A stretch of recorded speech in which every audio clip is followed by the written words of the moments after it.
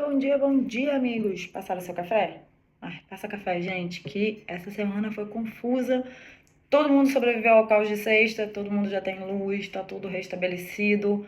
Parece que hoje tem caos de novo, então protejam-se, abriguem-se, fiquem bem e orem, porque só muita oração mesmo. Tirando a confusão, como é que vocês passaram a semana? Porque foi uma semana confusa, né? Segunda e terça meus filhos não tiveram aula, então já ficamos, né, com aquela confusão em casa. Meus filhos estão doentes, enfim, gente, uma semana confusa. Eu sei que eu falo muito isso aqui, mas talvez seja só a minha vida. E, pra gente ir direto ao ponto, porque as pessoas estão reclamando que meus vídeos estão longos, então eu vou tentar fazer mais curto. Não sei se é possível, mas eu vou tentar. Eu falo muito, eu acho que esse é o problema. A história de hoje é uma história inesperada e ela se chamou Inesperado também. Eu tinha ensaiado uma história, que é um conto clássico, mas na quarta-feira à noite, uma amiga querida de faculdade me ligou e pediu que eu contasse uma história na quinta, ontem, para um grupo de pessoas que ela atende, de um estágio de arte terapia, enfim, não vem ao caso, mas ela me deu um tema.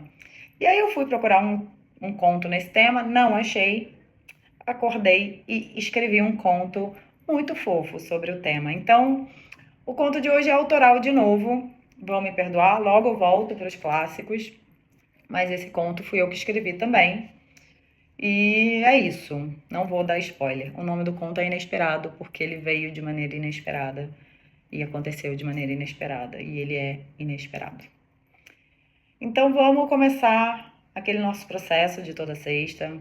Vamos começar a se conectar com a nossa presença, com o estar aqui dentro deste corpo, neste momento, neste lugar. Vamos começar a fechar os olhos para o mundo exterior, abrir os olhos e abrir muito espaço para o nosso mundo interno, abrir a nossa audição mais sensível para as sutilezas e vamos deixar que as mensagens venham, porque elas vêm, mas a gente tem que permitir, parece. Então, vamos para mais uma história. Era uma vez uma floresta enorme, talvez a maior floresta que vocês já tenham visto, onde as árvores eram tão altas que tocavam as nuvens e contavam segredos das estrelas. Um ovo caiu de um ninho.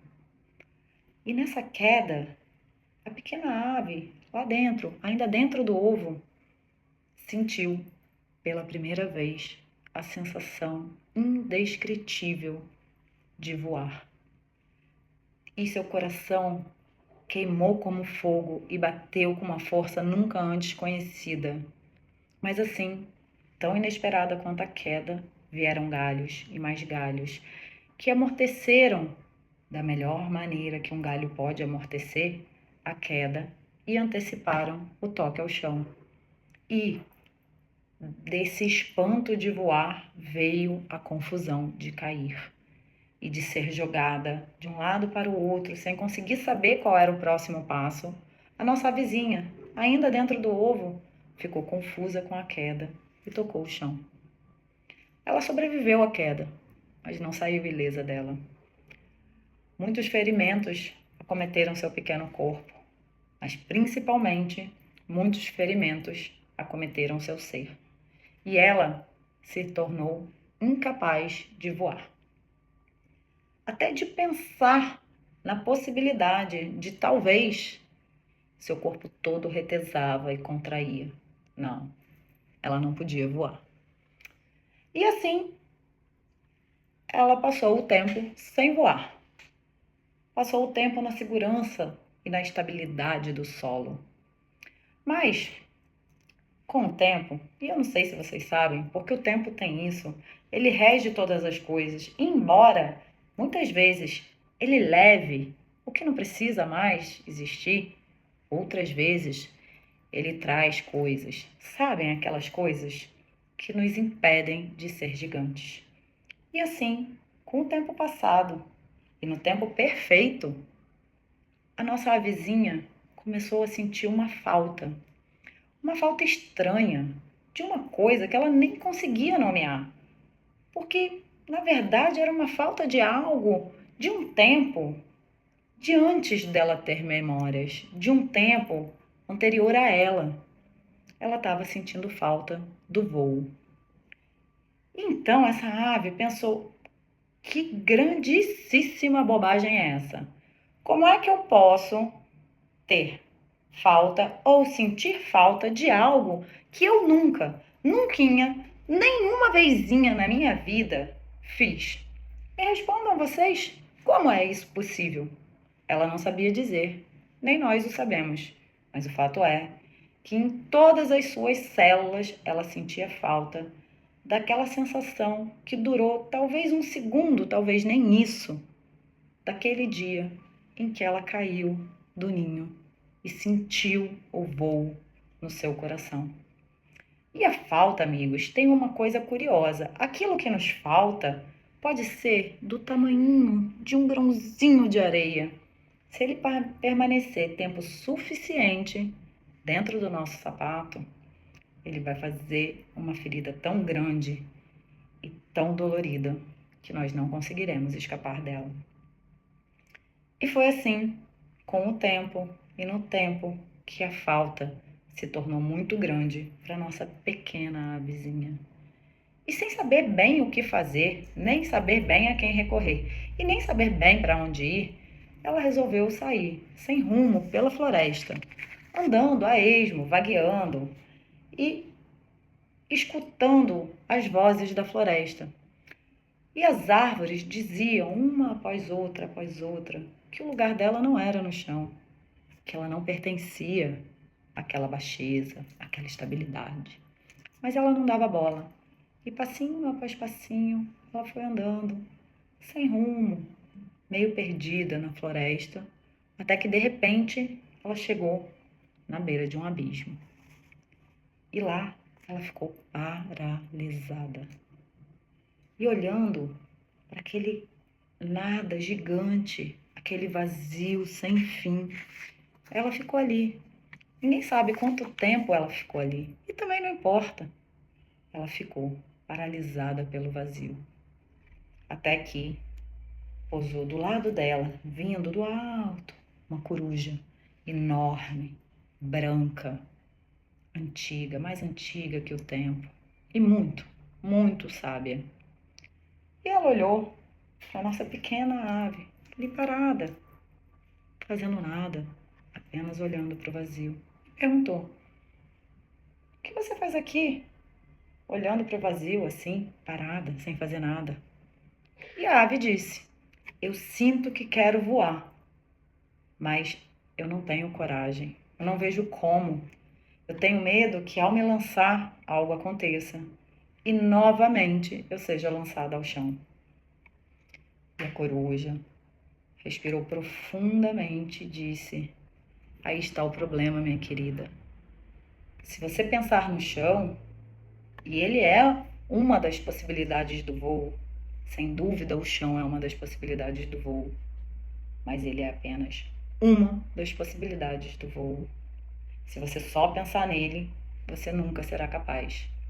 Mas se você concentrar todo o seu corpo e toda a sua energia apenas no vazio e permitir que todas as outras possibilidades do voo se manifestem, talvez, só então talvez, você consiga se lançar. E a avezinha escutou tranquila e calmamente e ponderou. E de repente, depois de um longo suspiro, ela começou a correr com seus pezinhos em direção do abismo. E correu e concentrou todo o seu corpo naquele vazio, naquela imensidão. E correu, e correu, e correu.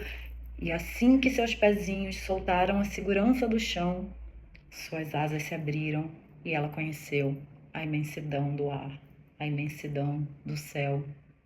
E dizem que depois de conhecer a imensidão do céu, nunca mais ela tocou o chão. E foi nesse dia que a nossa avezinha aprendeu que de nada adianta estar segura quando você nasceu para ser infinita. Gente, Era isso. Não era bem assim, mas eu contei, eu não li. Então, se vocês desejarem o conto, eu mando para vocês, basta pedir. E eu vou citar mais uma vez esses versos do Rubem Alves, porque eles são apropriados. E se eu pudesse, eu citava toda semana, tá? E esse eu vou ler.